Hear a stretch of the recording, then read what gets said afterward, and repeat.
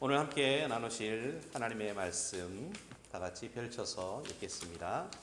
에베소서 4장 13절에서 15절 말씀입니다. 함께 읽겠습니다.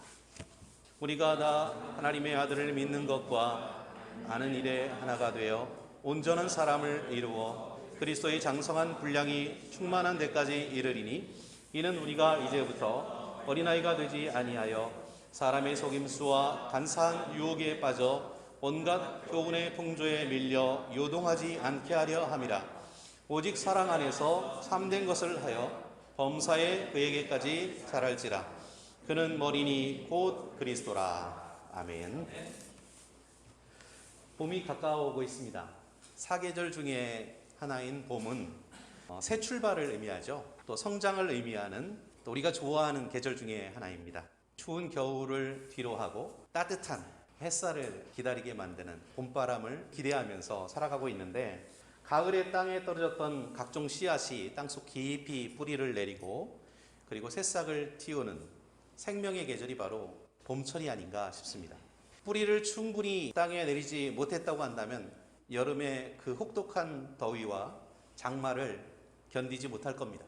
그런데 여름에 따가운 그 햇살과 풍부한 비가 식물의 성장을 위해서도 매우 중요하다라는 사실을 여러분은 잘 알고 계실 겁니다. 타인의 시선으로 보면 모든 만물이 저절로 움직이고 저절로 자라고 저절로 성장하는 것처럼 보이기도 해요. 정말로 귀한 것이고 노력 없이 얻을 수 있는 것은 없습니다. 또 가치가 있으면 있을수록 그것을 얻는 과정, 그것을 소유하는 과정이 더 어렵고 힘들죠. 경기에서 이기려고 하면 모든 기술을 다 습득을 해야 하고 또 그 기술을 기능을 익혀야 하고 모든 어려움들을 또 극복할 수 있는 훈련의 과정들이 필요한 거죠. 우리가 천재라고 생각하는 발명가가 있죠. 에디슨이 한 말 중에 이 말이 아주 유명합니다. 천재는 무엇으로 이루어진다고요? 그렇죠. 1%의 영감과 99%의 노력으로 이루어진다. 천재들의 특징은 자신의 머리만 믿고 아무것도 안 하는 사람들이 아니라 자신이 택한 분야에 있어서 무서울 정도로 노력을 많이 한 사람들, 땀을 흘리면서 그 성장의 고통을 감내한 사람들입니다. 우리나라는 경제 성장의 모델로서 모범이 되는 그런 나라가 되었는데, 그 과정에서 흘렸던 많은 사람들의 땀과 그 노력과 헌신을, 희생을 우리는 결코 잊어서는 안 되는 거죠. 근데 많은 그리스도인들이 그냥 대가 없이 영적인 성장을 바라는 그런 부분도 있습니다. 우리 신자들이 가장 좋아하는 성구 중에 하나가 바로 요한 3서 1장 2절. 이 말씀을 읽으면서 그래, 하나님께서 우리가 하나님을 믿으니까 당연히 모든 나의 삶을 책임져 주시고 인도해 주실 거야 라는 그런 믿음을 갖게 하는, 또 그런 소망을 갖게 하는 그런 말씀입니다. 주 안에서, 정말 주님 안에서 저와 여러분들도 이렇게 범사에 형통하고 강건하기를 원합니다. 근데 그러기 위해서 먼저 우리의 영혼이 잘 돼야 된다, 이렇게 말씀하고 있거든요. 우리 영혼이 잘 된다라는 것은 무엇을 의미할까요? 우리가 영적으로 건강하게 성장하는 모습을 의미할 겁니다. 우리 영적 상태가 건강해지면 반드시 우리의 삶도, 우리 건강뿐만 아니라 우리가 하는 일들도 순조롭게 이루어지는 그런 놀라운 축복을 경험한 많은 이들이 있습니다. 오늘 함께 읽으신 이 본문 말씀, 우리가 읽은 말씀은 그리스도인의 성장에 대한 거죠. 바울 사도가 옥중에 있으면서 에베소 교인들을 위해서 기도하는 마음으로 기록한 말씀입니다. 당시 에베소 교회는 분열이 있었고요, 성숙하지 못한 그리스도인들로 말미암아서 열병을 앓고 있었던 것으로 보입니다. 그래서 에베소서는 무엇보다도 일치가 중요하다, 교회는 하나다라는 것을 강조하고 있고, 또 성숙한 그리스도인의 삶에 대해서 강조하는 그 가치를 드러내는 그런 책입니다. 오늘날 한국교회는 짧은 시간에 많은 성장을 이루었다고 이야기를 합니다. 그래서 교회 성장의 모델 하면은 이 한국교회를 많이 예로 들어요. 근데 우리는 한국교회의 또 다른 면모, 또 다른 모습을 발견하고 문득문득 부끄러움을 느낄 때가 있죠. 비록 교회는 외형적으로 커졌고 또 종교적인 열심은 어느 나라보다도 뛰어나다고 하지만, 정작 세상 속에서, 우리가 사는 삶 속에서 묻어나는 은은한 그리스도의 향기는 어디론가 사라져버린, 교회의 크기에 비해서 빛과 소금이 되는 그런 모습은 너무 미미한 때문입니다. 곳곳마다 정치적으로 경제적으로 주도권을 잡으려고 하는 그런 악의 다툼이 사회를 어지럽히고 있는데 그것에 대해서 교회는 별로 영향력을 미치지 못합니다. 그 원인이 저는 교회에도 있다, 교회에도 책임이 있다라고 생각하는 것은 바로 이 한국 사회를 구성하고 있는 국민 중에 4분의 1이 교회 다니고 있기 때문에 그렇습니다. 2020년 코로나19 상황에서 교회와 또 교인들, 그 현실과 민낯이 많이 드러나고 있습니다. 지금도 많은 교회에서는 종교개혁의 원인이 됐던 그런 문제들이 버젓이 그대로 있습니다. 예를 들어서 교회의 어떤 직분을 얻기 위해서 집사가 되려면 200만 원을 내야 되고, 권사가 되기 위해서는 300만 원을 내야 되고, 장로가 되기 위해서는 1000만 원을 내야 되고, 헌금을 요구하는 관습들이 아직도 있다는 거예요. 근데 만약 그리스도인들이 자신의 삶의 자리에서 주님의 명령대로, 주님의 말씀대로 빛과 소금의 역할을 제대로 감당하지 못한다면 바로 이런 모습들이 계속 성장하고 확장될 것이고, 반대로 빛과 소금의 역할을 잘 감당한다면 우리 사회는 이렇게 부패한 모습이 되지는 않을 것입니다. 오늘 본문의 말씀은 그래서 우리에게 더더욱 필요한 말씀입니다. 첫 번째로 미성숙의 문제는 하나님의 아들을 믿는 것과 아는 일에 하나가 되지 못했기 때문이다 라고 하는 것입니다. 주님께서 십자가를 지시기 전에 제자들을 따로 모아놓고 기도하신 장면이 있었죠. 요한복음 17장 이 내용을 보면 제자들이 하나가 되기를, 일치하기를 기도하시고 있는 것을 볼 수 있습니다. 아버지께서 나와 하나인 것처럼 저들도 하나 되게 하여 주시옵소서라는 그런 기도입니다. 그것이 바로 그리스도께서 우리를 위해서 기도하신 내용이에요. 예수님께서 우리 제자들을 위해서, 예수님을 따르는 사람들을 위해서 바라고 소망하는 것이거든요. 그리고 오늘 본문 말씀 이전에 4장 1절에서 6절 말씀을 보면은 또 바울의 간절한 호소가 기록되어 있는데요. 그것은 다름 아니라 그리스도인들의 일치에 관한 것이었습니다. 평안에 매는 줄로 성령의 하나 되게 하신 것을 힘써 지키라고 하는 내용이에요. 하나가 되기 위해서 필요한 것이 있습니다. 무엇일까요? 첫째로 서로 사랑하고 용납하는 자세겠죠. 서로 싸우려고 하면 어떠한 관계도 좋아질 수가 없습니다. 그리고 두 번째는 성령의 하나 되게 하신 것을 지키라는 겁니다. 하나님께서 우리를 하나 되게 하셨다는 거예요. 하나가 되기를 원하시는 거고 또 하나 되게 하셨다는 거예요. 그런데 그것을 우리는 지켜야 되는데 그것을 지키지 못했기 때문에 교회가 분열되고 교인들 간에 싸우고 다투는 일들이 생겨나는 거죠. 그래서 지키기 위해서 노력이 필요합니다. 몸도 하나요, 주도 하나요, 믿음도 하나요, 세례도 하나요. 분명히 에베소서의 주제는 몸, 교회가 하나고 또 주님도 한 분이고 우리가 믿는 그 믿음도 하나고 우리가 받는 세례도 한 가지 종류에만 한다라고 하는 이 말씀이고요. 그것이 바로 우리의 하나됨을 위한 기초라는 거예요. 그것이 바로 우리의 하나됨을 위해서 하나님께서 우리를 위해 제시해 놓으신 기준이라는 겁니다. 바로 성경이라고 하는 이 보배로운 책을 통해서 우리는 하나 될 수가 있습니다. 가능한 일이에요. 근데 왜 하나 되지 못할까요? 왜 분열되어 있을까요? 성경을 따르지 않기 때문이죠. 자신의 생각과 의견을 따르기 때문입니다. 우리는 성경에 하나 되게 하시는 그 하나님의 말씀을 통해서 일치의 근거, 하나됨의 근거를 삼아야 되는 것이죠. 또한 성경만을 우리 삶의 또 우리 신앙의 유일한 근거로 삼아야 됩니다. 그것이 바로 하나 될 수 있는 유일한 방법이에요. 만약에 성경 외에 다른 것을 제시한다면, 예를 들어서 신조라든지 헌법이라든지 어떤 교리라든지 이런 것을 제시한다면 그때부터 또 다른 분열이 시작되는 거예요. 그렇기 때문에 성경이 제시하는 바른 교훈의 기초 위에서 우리가 동일한 믿음과 지식을 가지고 하나 될 수 있는, 한 마음을 가지고 한 믿음으로 하나 될 수 있는 저와 여러분이 될 수 있기를 바랍니다. 둘째로 사람의 괴술과 세상의 풍조에 요동하면 안 된다라고 말씀합니다. 사람의 괴술이란 무엇일까요? 사람의 괴술. 그렇죠. 사람의 지혜죠. 사람의 생각, 사람의 계획, 사람의 방법, 이런 것들을 의미합니다. 모세가 하나님을 만나기 위해서 시내산 위로 올라가죠.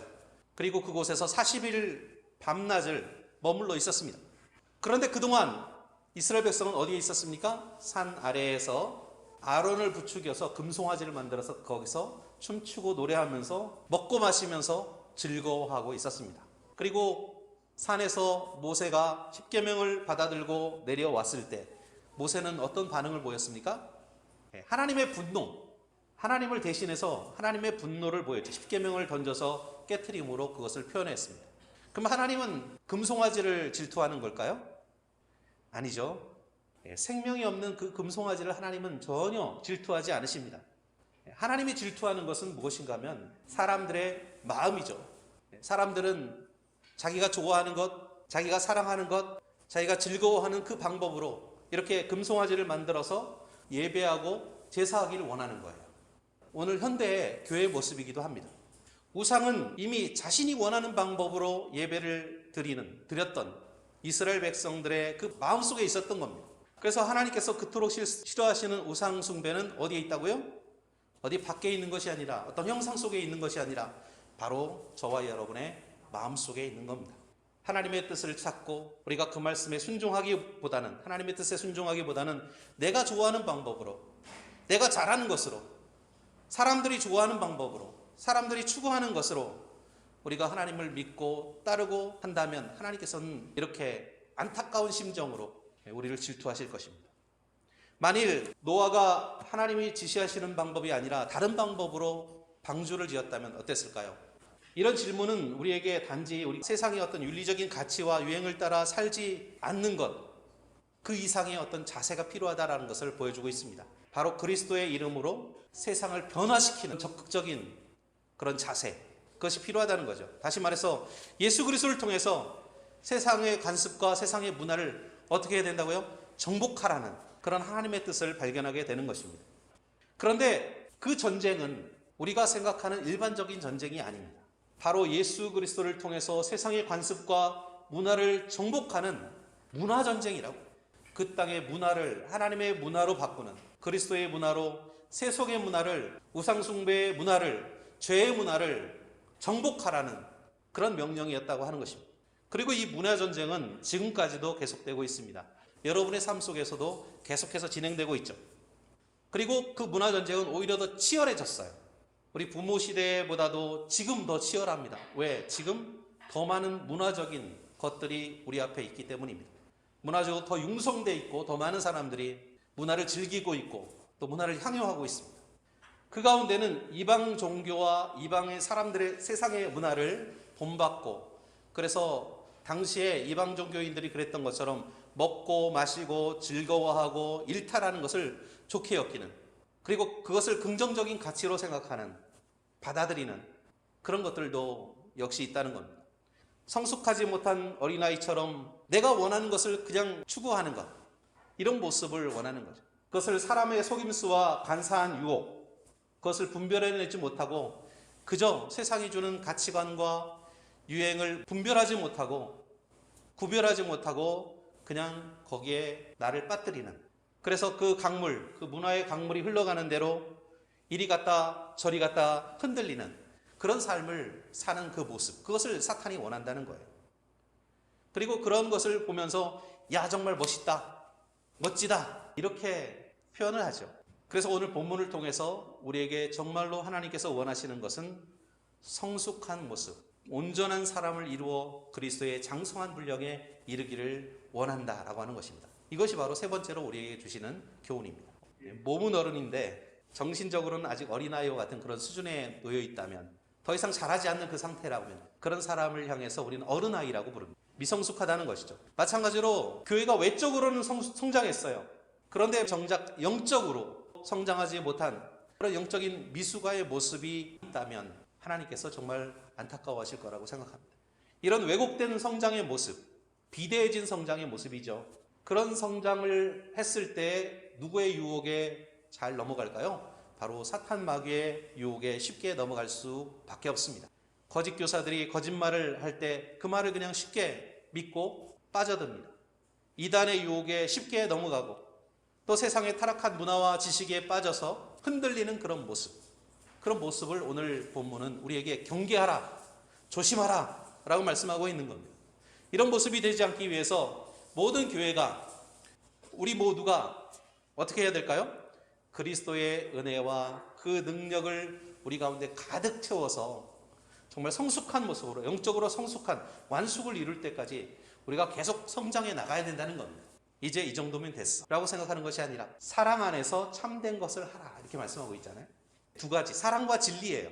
이것이 성경에서 우리의 영적 성장을 위해서 요구하고 있는 태도입니다. 참된 것을 한다라고 하는 것은 진리를 말하고 진리를 실천하는 것, 그것을 말하고 있습니다. 장성한 분량에 이르기까지 성장하기 위해서 가장 좋은 방법, 우리가 디모데후서 3장 16절 17절에 보면 모든 성경은 하나님의 감동으로 된 것으로 교훈과 책망과 바르게 함과 의로 교육하기에 유익하니 이는 하나님의 사람으로 어떻게 온전하게 하며 모든 선한 일을 하기에 온전케 하려 함이니라 라고 말씀하고 있습니다. 그래서 반드시 필요한 진리를 추구하고 진리 안에서 살아가려고 하는 그 진리는 바로 하나님의 말씀이죠. 성경이죠. 그래서 성경은 사람을 온전케 하기 위해서 성숙한 그리스도인이 되게 하기 위해서 기록된 것이에요. 그러므로 성경을 우리가 하나님의 말씀으로 분명히 믿고 그 권위를 인정한다고 한다면 그 말씀과 그 가르침에 순종해야 되겠죠. 우리의 삶과 우리의 신앙의 유일한 기초로, 권위를 가진 기초로 받아들일 수밖에 없는 겁니다. 그것이 바로 하나님의 말씀인 거죠. 또 교회의 중심은 누구죠?